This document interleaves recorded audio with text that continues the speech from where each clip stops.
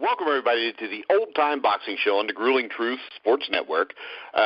We are brought to you by mybookie.ag, so make sure you go to our website, click on there. It'll give you a 50% bonus. Mybookie.ag, I think, is the best sports book around. You win money, you get it within 48 hours. I'm your host for the Old Time Boxing Show, Mike Goodpaster. Right now, I want to welcome in my co-host, Christopher Shelton. How you doing tonight, Chris? Good. Good to do this again. I guess I should have said this morning, but all right. You wrote a story or an article not too long ago on the gruelingtruth.net about Alan Junebug Hudson. It was, let's see, what was the title of that? It was The Army Boxer Who Knocked Down Muhammad Ali. You want to tell us what got you interested, how you first found out about Junebug? Yeah, I just found it. I noticed him, learned about him on the internet. Thanks to the stuff released by Jim Jacobs. Apparently, that was in a New York Times rated boxing film in 1965, Knockout. But anyway, Junebug knocked Muhammad Ali down when he was still Cassius Clay in 1960, and there's only 5 people that are documented knocking down the greatest, and one of them was Junebug Hudson, and let's see, there's Sonny Banks, and there's the Henry Cooper, and Joe Frazier, and Chuck Wepner, and that's it. Chuck Wepner don't count. Chuck Wepner stepped on his foot. Well, however we view it, that's the 5 that get credit for one. Anyway, Junebug's was definitely a knockdown, and each time, incidentally, Ali got right back up. He did not stay on the ground for long. But anyway, that made me interested in him, and then I just kind of kept it in my memory banks. And then somewhere along the line, they're spelling his name wrong. There were people that were posting the video, and I thought, I knew the guy served in the Army, and there was something like a respect issue that, hey, this guy, I know you guys like Muhammad Ali, and that's great. I like him too. But don't disrespect this guy and spell his name wrong. Spell his name right. He served in the Army. When you serve in the Army, you deserve a certain amount of respect. So I decided I'm going to try to figure out what happened to him. Is he still alive? Where is he? And blah, blah, blah. Turns out he's not alive. But after his son was a little suspicious that maybe I was just going to tell another Muhammad Ali and kind of stomp all over his family, which I go, I'm not going to tell that story. I want to tell your dad's story. So I want to tell Junebug Hudson's life in the Army as Panamanian champion in the Amateur Olympics. He probably could have won. It's really a tragedy. He probably could have won the gold Olympics in 1960 if he had simply gone as a heavyweight. And he always fought as a heavyweight. But he let a buddy of his, an Army buddy.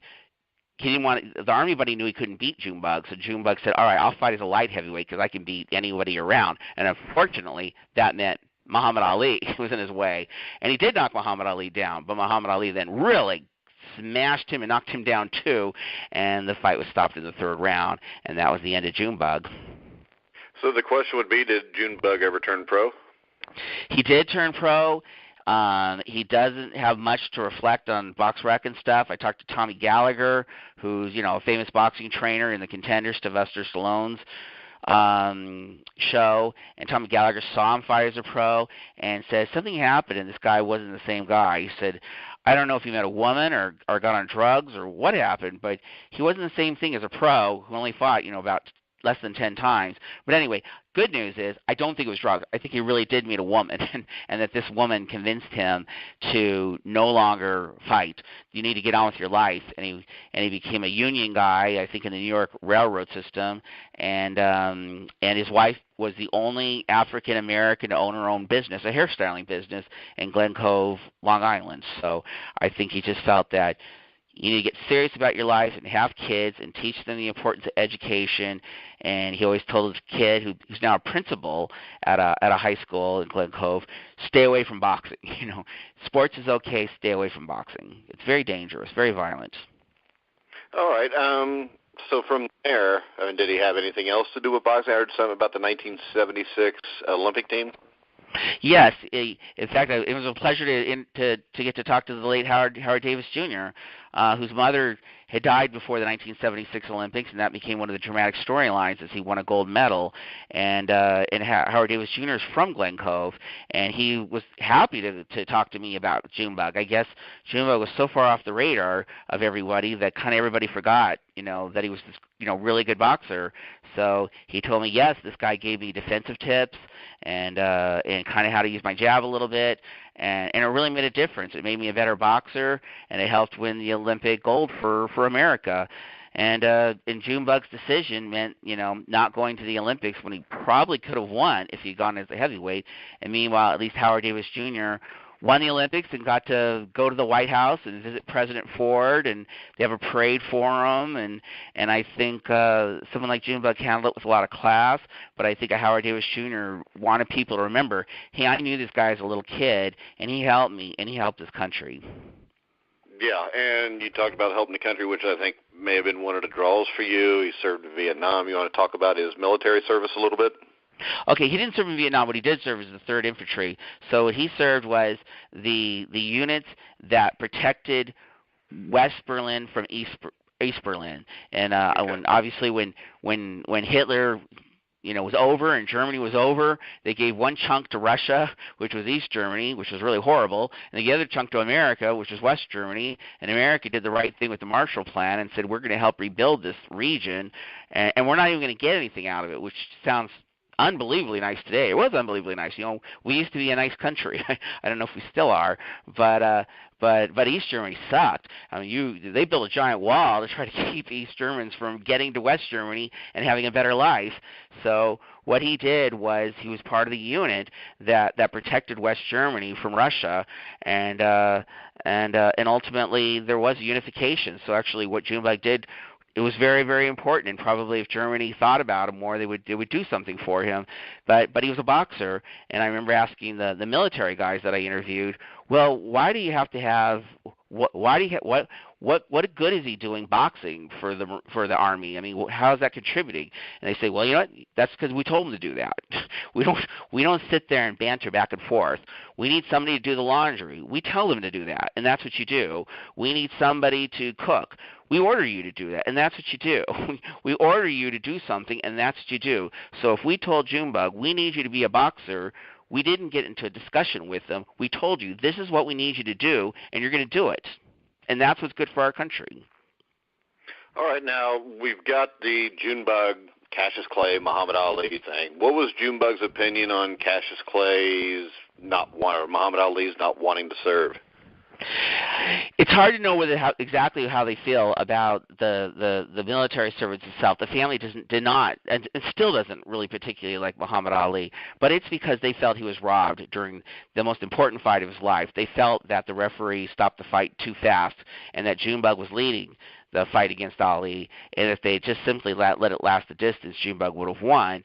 And that to get to hear over and over again that Muhammad Ali is the greatest, as his fame just spiraled to spectacular, proportions, while Junebug is just a blue-collar, union guy and disappears a little bit. The family felt always a resentment, but it's hard to know whether they felt the resentment was completely because of military service and stuff. Though I will say this, I'm sort of friends with the Fenn family. Al Fenn was the trainer of the greatest Phoenix heavyweight in history, which was Zora Foley, and to the day Ali died, they banned him. The father, while he was alive, and until he died, and the daughter.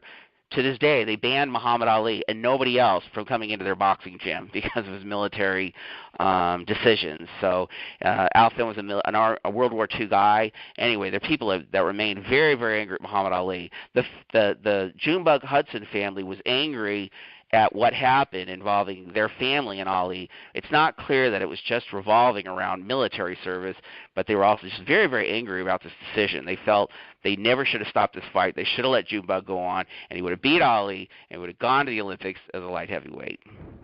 Now, the Marshall Plan, you think that showed us as being a nice country back then?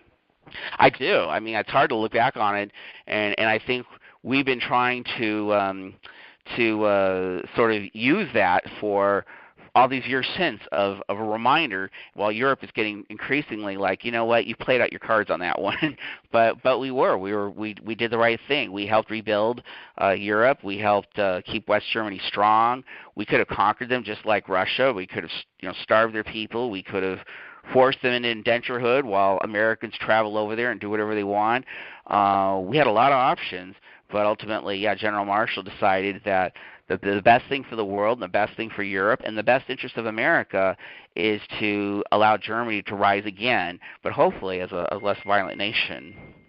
Now, see, I have a different opinion of that because I actually studied this in college. And the CIA skimmed large amounts of money from the Marshall Plan funds, basically to covertly maintain cultural institutions, journalists, publishers at home and abroad. And it was basically for omnipresent propaganda of the Cold War. The selling of the Marshall Plan to the American public and elsewhere was actually entwined with fighting the Red Menace.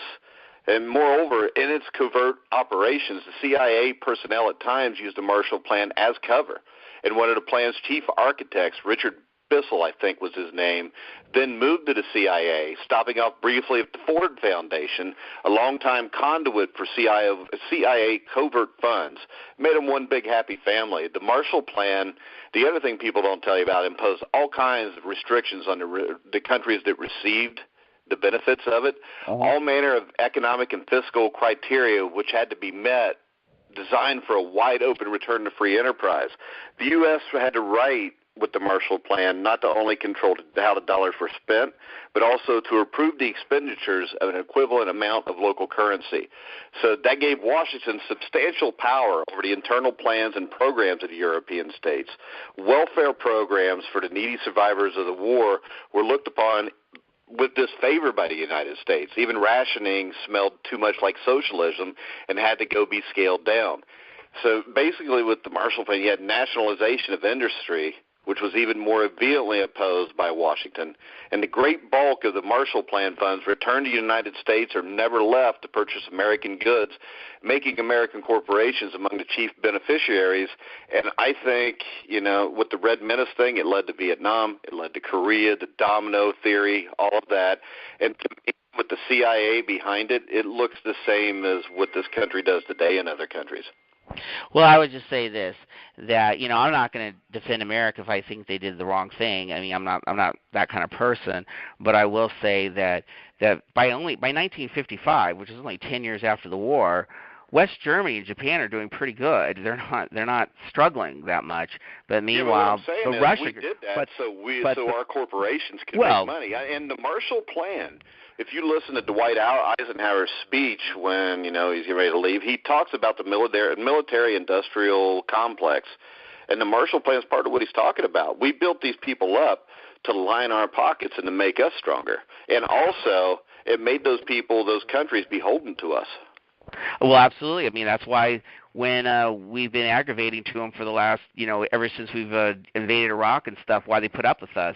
They're still appreciative of what happened all those years ago, and they're wondering whether they should still be beholden.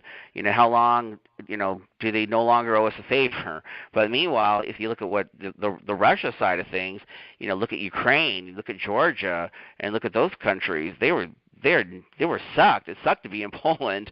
It sucked to be in those countries if you're under Russian control. So it may be true that America did things in America's own interest, but good Lord, there weren't people in West Germany. That's the problem.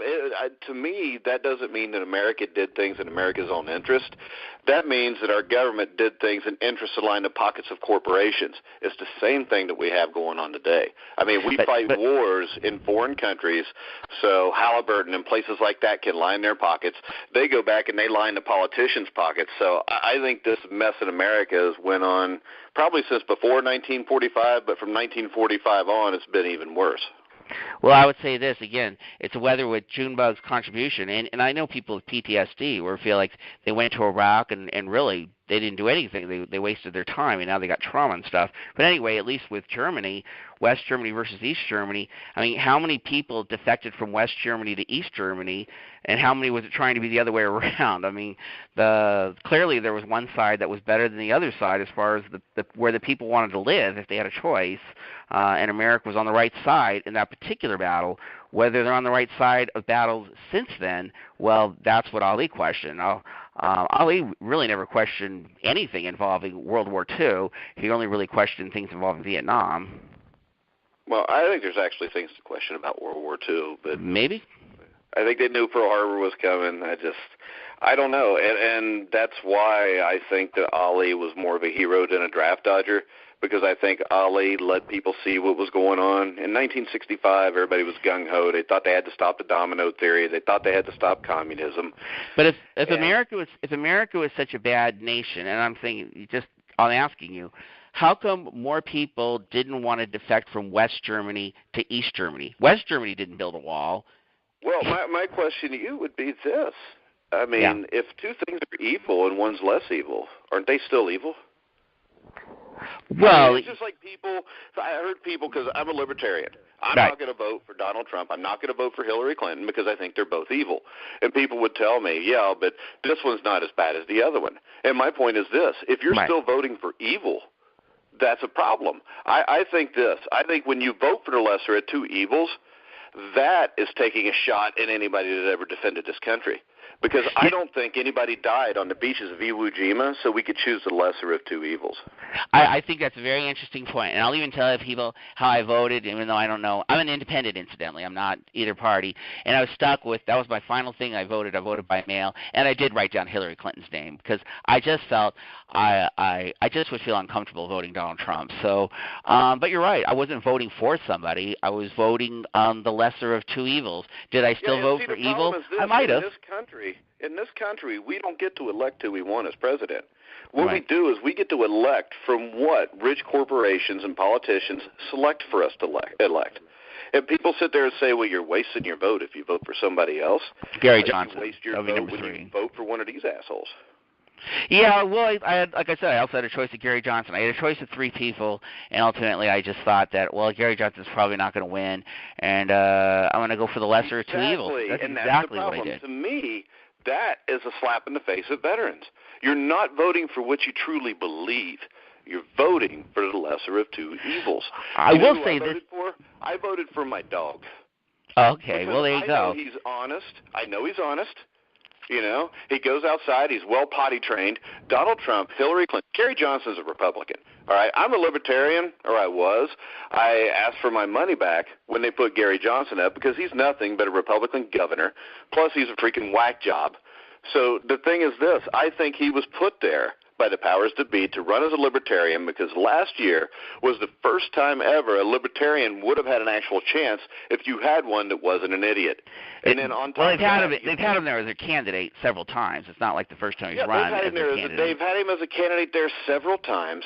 And that's kind of my problem. You don't get a libertarian. What you get is you get a Republican or you get a Democrat. I mean, Bob Barr ran before for the president for the Libertarians. I mean, the last Libertarian I think I voted for was Michael Bednarik, who everybody thought was nuts, but I liked him. And my thing is right now, our government has become evil. It has become evil over time. And Thomas Jefferson, in his biography, wrote that there needs to be an armed revolution every 50 years in a democracy because, you know, full power corrupts completely. Well, our nation certainly has the arms for it. If there needs to be an armed revolution, we have the guns for it. Yeah, and we're supposed to. I just want to point out one more thing, though, about the Germany situation, and that is when Russia finally agreed to leave East Germany so Germany was unified, they had a giant parade and thanks from the German people, not just to America, but also to England and France. Those are the other two countries. And they said, thank you, thank you, thank you for not letting Russia stomp on us. Now, those two countries, England, they might have had, I think Patton or MacArthur, was that we should have went to Russia immediately after that war and finished all of that. Well, I don't know how easy that would have been. I guess we had a bond at the time. Because no country has ever invaded Russia and won. It's what got Napoleon. No. He ended up stuck in the winter and everything. But the thing is this. At the time we dropped the bomb on Hiroshima, you could have dropped the bomb on Russia and saved all the East Germans. Well, there's already people that question whether it was a good idea that we dropped 2 bombs on Japan, let alone should we drop more atomic bombs on Russia. So it's your opinion, and I respect your opinion, but your opinion is we should have dropped more atomic bombs on people, and I'm not sure that would have been – that's a great idea, right, though Russia I believe the Cold War was contrived because you always have to have war to line the pockets of rich people. So if we give them East Germany, we take West Germany, they put a wall in the middle. We know that's going to happen. They can invent this Cold War, which number one's not a war because there weren't any shots fired, basically. But you got a Cold War that they can still, buy all these bombs, spend all this money on these weapons, and all these corporations make money still. And if you look at it, if you count the Cold War as a war, which I don't, but I count it as a way that they kept making money off of us, this country has been in a perpetual state of war since 1941. Well, I suppose on some level, but it's not exactly true because I got rejected from military service, even though I tried a couple different ways, and I wouldn't have been rejected if we were in the middle of a war. So at least when I was trying to get in. No, because there was no draft. The last draft was. Well, I had to sign up for something. Carter put something in place where men, not women, only men, had to sign for something, and I actually ignored it until the deadline passed, and then I did it afterwards because I just didn't want to get into trouble. And then I did try to get in the military, and at the time there was no immediate war, so they had they had surplus. But if I had tried in the middle of a war, in the middle of the Iraqi invasion, I would have got in. Well, I'm just saying, we haven't been in a perpetual state of war. We've been in a lot of war, and it's probably covered more than 50% of the time, if I thought about it, maybe more than 60% of the time. Most of this world, at least someplace with a base. That's probably true that we have bases in a lot of different places that probably don't want us and there. There's no reason for that. That I don't know. You would know more about that than me because military operations they have their purposes and reasons, and I can't defend or knock something if I'm not absolutely sure. Why do we have to be in the Philippines? I don't know that I could say it's right or wrong. All I know is that we're there. Well, the thing is this.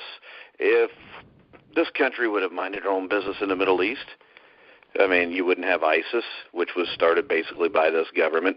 The Taliban was started by this government to fight the Russians in Afghanistan in 1980. Well, I'll absolutely. We're in agreement that us getting in the United States of America, basically a baby nation, it really hasn't been around that long, getting involved in the Middle East in something where there have been conflicts for thousands of years was a bad idea, that I covered. Remember, the boxing scene really started in the Middle East with the people from modern-day Turkey and Greece. That's where the whole boxing scene took place. Anyway, they've been in fights and wars, and that this baby nation, the United States, decided to jump in the middle of it. As like Colin Powell said, I always thought it was great. You break it, you own it. Once you get in the middle of it, you're not getting out of it. But Colin Powell suggested it's a bad idea to get in the middle of this, but we didn't listen. Yeah, and my thing with Muhammad Ali is if more people would have been like him and stood up and said this is enough, whether it was in 1960, 1970, or 2015, we wouldn't be in the shape we're in right now. Well, that I don't know, because that'll have to disagree with you because my family has been in the Revolutionary War, War of 1812. My family fights with everybody, World War II, all these things, that the only reason you and I and a bunch of other people don't serve in the military is because a bunch of other people do.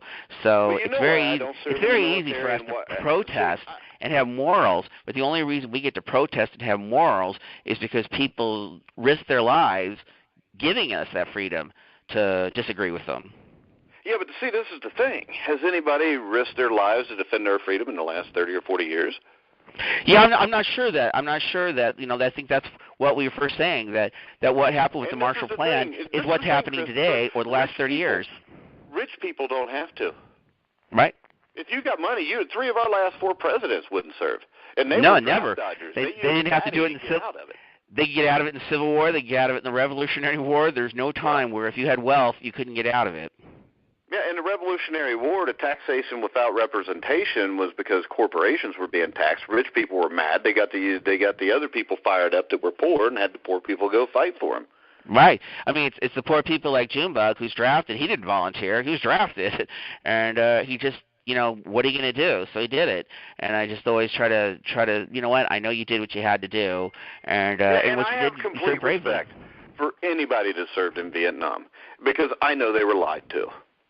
All right, and they were made to feel like they had to do this because of the domino theory, which, 12 years after we were out of Vietnam, we were trading with Vietnam freely. So, right. It wasn't like, everything was going to become communist because it didn't. And if it was, we were trading with them.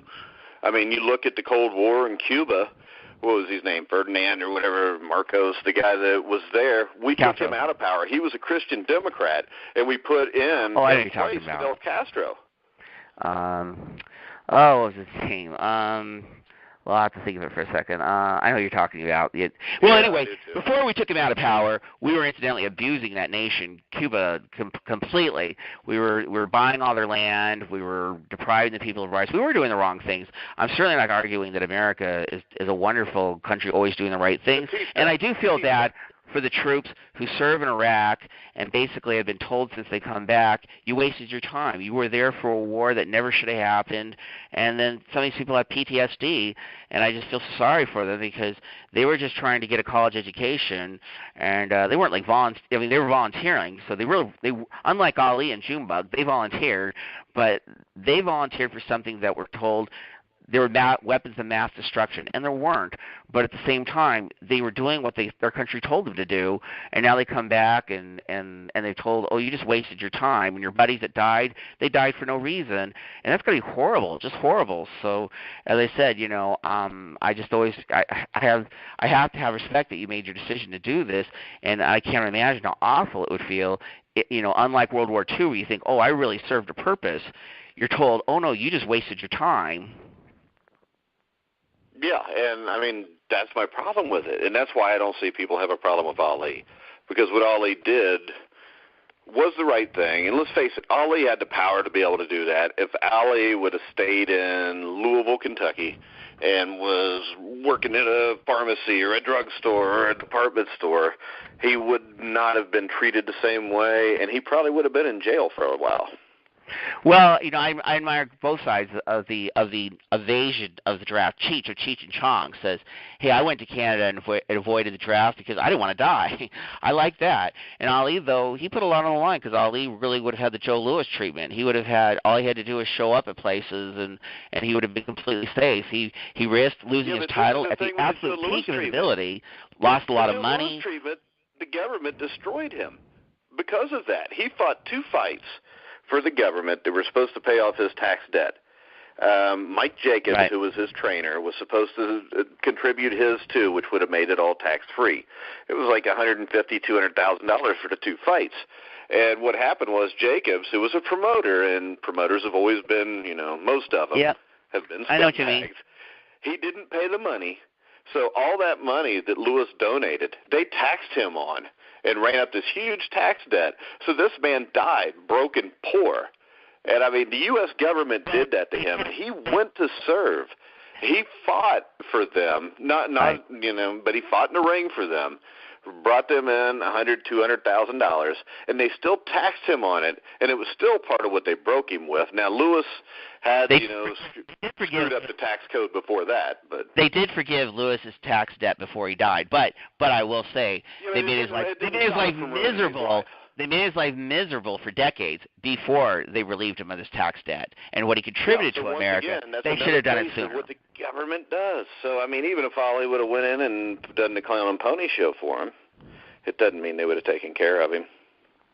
Yeah, I don't know. I do think that Ali, made a conscious decision, and that he paid the price, and I think that really made an influence, because the reason he got back his license, because in New York they were proving that, hey, you got people that have committed rape and you have people that committed murder, and you're giving them boxing licenses and not Ali, and it's not clear that you're not singling them out. So basically that's how he got his New York license to fight Frazier, was they said, you are singling this guy out clearly, and that's how he got back his license. Yeah, by 1970, 71, I mean, there was a large part of the population that was protesting constantly for the same thing Ali was protesting for.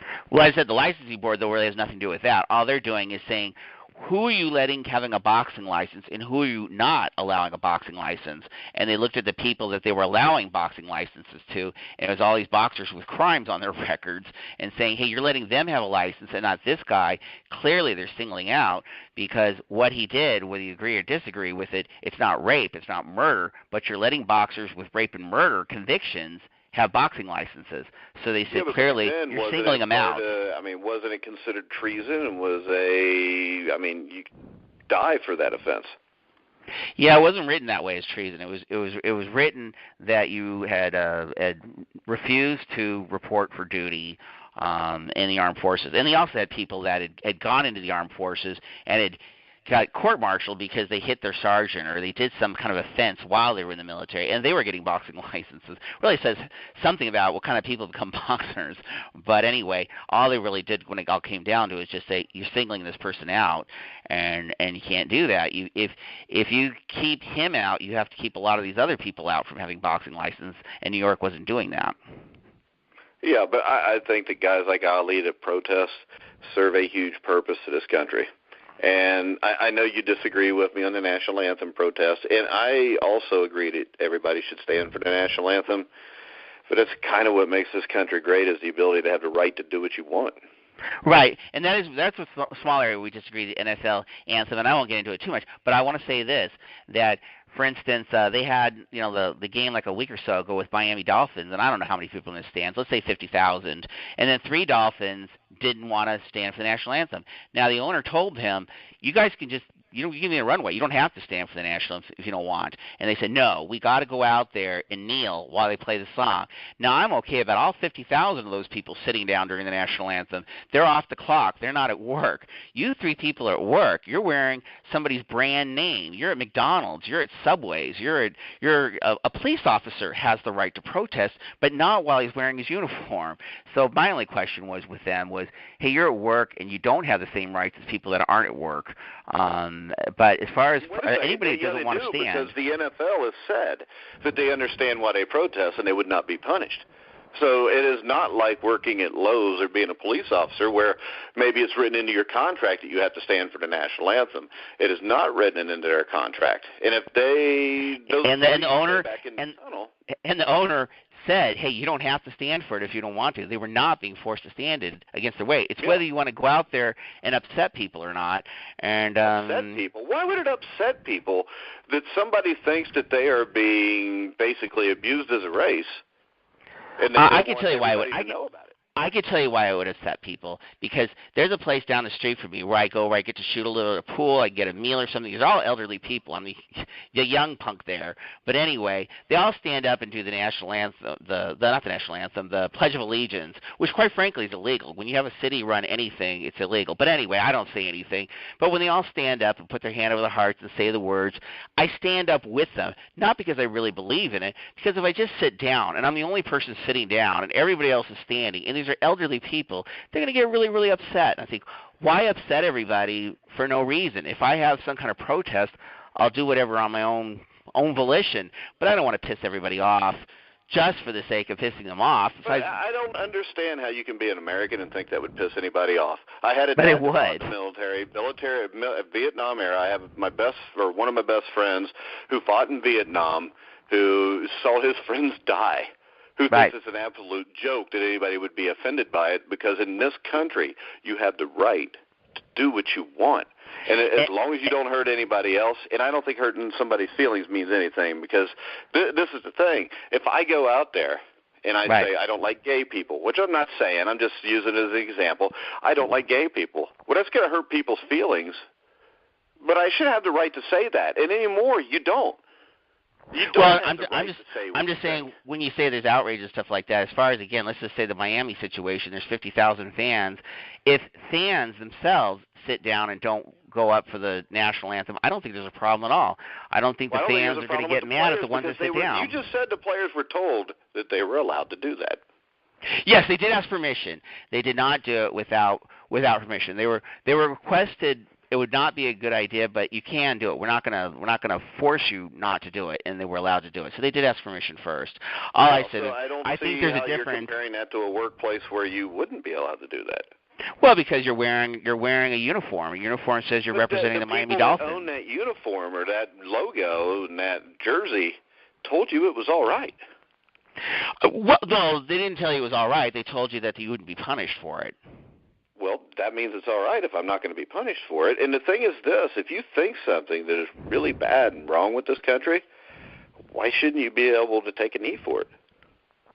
Well, I'll give another example, and then I guess you'll just tell me what you think. But when I remember Sinead O'Connor, the Irish singer, went on Saturday Night Live, national live television, didn't tell anybody, and sang a song about child abuse. And after the song, she said, "This is the real pedophile." It was a picture of John Paul II and ripped it up.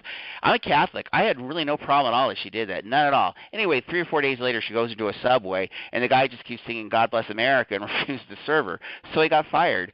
I respect that he did that. He said, "You know what? I don't respect what you did, and I'm not going to. I have a right to do this." But I think Subway had a right to fire him. Hey, you're at Subway. Yes, you're employed right also, now. He knew he couldn't do that at Subway because he was employed. Once again, the NFL players. I will say that the 3 Dolphin players did ask permission, but I don't think the Miami organization said this is all right. They said you wouldn't be punished, and I think I believe, you don't believe, but I believe there's a difference between saying, "Hey, I'm not going to punish you." That isn't the same thing saying I think it's okay.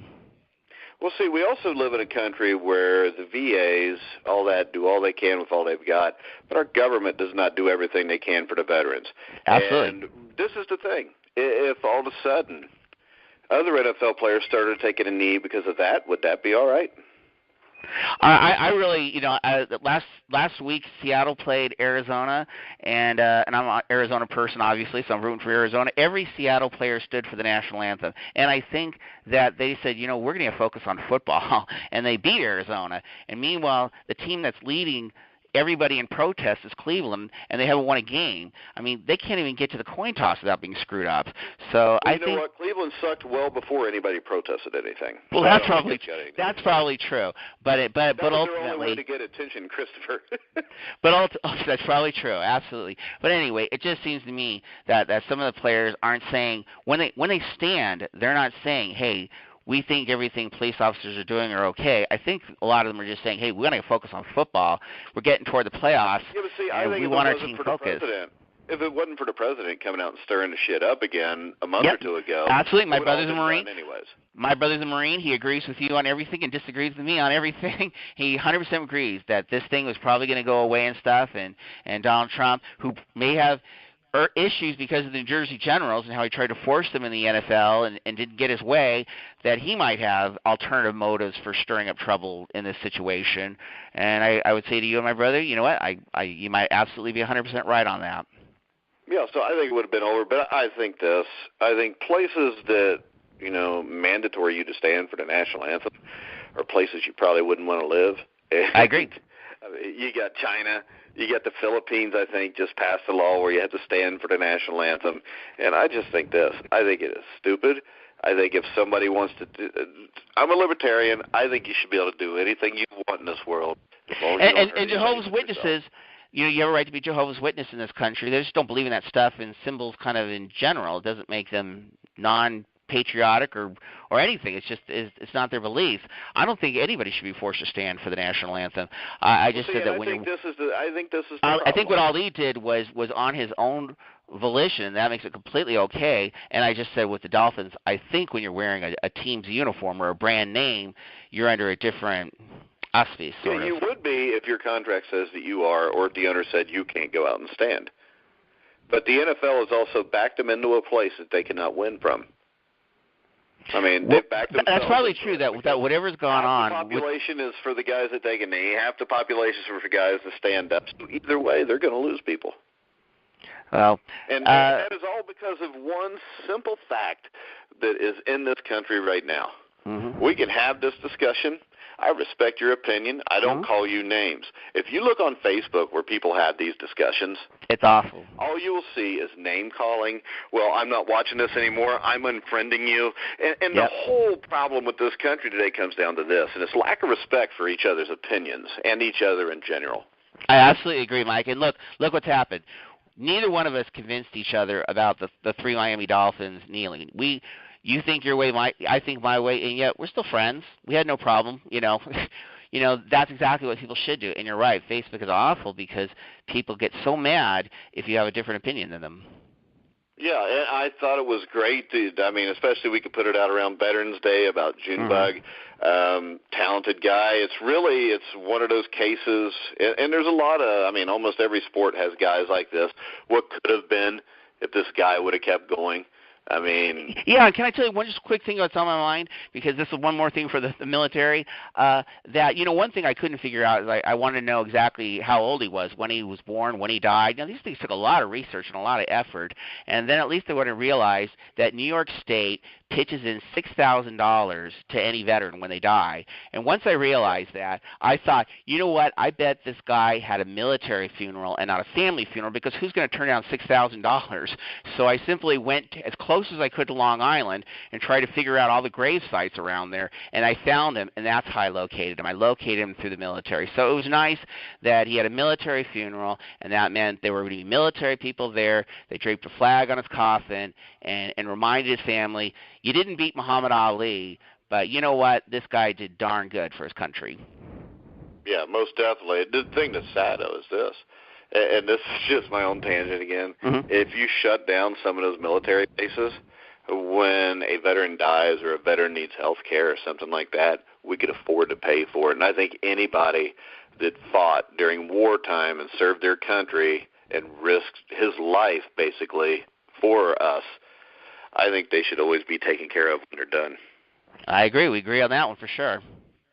But because I think it's an absolute joke that you got guys with PTSD that are homeless on the streets. I mean, this is supposed to be the greatest country in the world. If it is, take care of your most valuable assets. Absolutely, and you want these people to receive health, and I liked what the military did a week ago, where they had that guy who was in the Air Force and then got rejected, who murdered all those people, and the military said he was not part of the military in our minds. We help with mental health issues. We don't help criminals. He's a criminal. A guy who murders a bunch of people is a criminal. A person with PTSD is a mental health condition, and people with a mental health condition, we want to help. They served our country, and they are still veterans. Well, I know of a lot of people that don't get help. I know a lot of older people that were in the military that are let die because they don't want to spend the money on the care. And never want to talk about it. You want to talk about their, I grew up with my uncles too, and Junebug was this way. If you try to talk to them about their military service, they don't want to talk about it. Whatever they saw, whatever happened, they keep it to themselves. Yeah. I think anybody that was in war almost has to have some sort of PTSD. Mm-hmm. I don't see how you could not. Yeah. Or unless you really are crazy, I don't know, and maybe you need those people too. You need people that are willing to fire the gun, and you need people that need to be upset about it. Yeah, well, they train people to be that way. They'll take it. That's why they like getting 18-year-olds, because you can program them to do what you want them to do. Absolutely, and I mean that's the other side. And that's why I got rejected. I mentioned I tried for military service, and I got rejected twice. And I think the questions that I didn't answer correctly were, well, what would happen if you saw America do the wrong thing? And I said, well, it kind of depends what it is, and that's not a good answer. They mean when you see something wrong, you keep it to yourself, and I didn't know what that entailed. They actually asked you that, and they didn't like your answer? Nope, they didn't like my answers. My answers were always, because I knew that we got involved in things like the Australian government. I knew sometimes soldiers rape women, and I thought if I see a soldier rape a woman, I'm not going to pretend I didn't see it. But unfortunately, what they're saying is just what you said. We want you to shut up. We want you to do what we tell you to do, and we don't ask you your opinion. And I had too many opinions. Yeah, and that's why I think Ali was so important, that we had somebody that was a hugely famous figure that stood up and questioned the government at a time where this government severely needed to be questioned. I wish that he could have got through to them a little bit quicker, so we wouldn't have lost almost 60,000 young men to that war. No, I agree, and I think that Ali, he, like I said, he put it on the line. He lost a lot, doing this, and never came back the same boxer ever again. He won the crown again, but he never was the same boxer again either. So he paid a price. And when you put your morality out there and you have something to lose, that's a lot different than just posting on Facebook, and you don't lose anything. Yeah. All right, Christopher, we got to come up with a topic for next week, but it was good to have you on again. All right, sounds good. Thanks, Mike. All right, guys, I want to remind you, you can check us out live on the NFL Pick'em Show tomorrow night at 10 o'clock Eastern. You can go to the website, or you can go to Spreaker, where you can hear live. You can actually chat with us during the show. You can go to Apple iTunes Store and get our Spreaker app, which you can listen to live that way also. Also, last night we had the Ringside Boxing Show with Tommy Morrison's wife on, talking about her husband. So I think we're about done. I want to remind everybody you can hear us on iHeart, iTunes, TuneIn, Spreaker, Stitcher.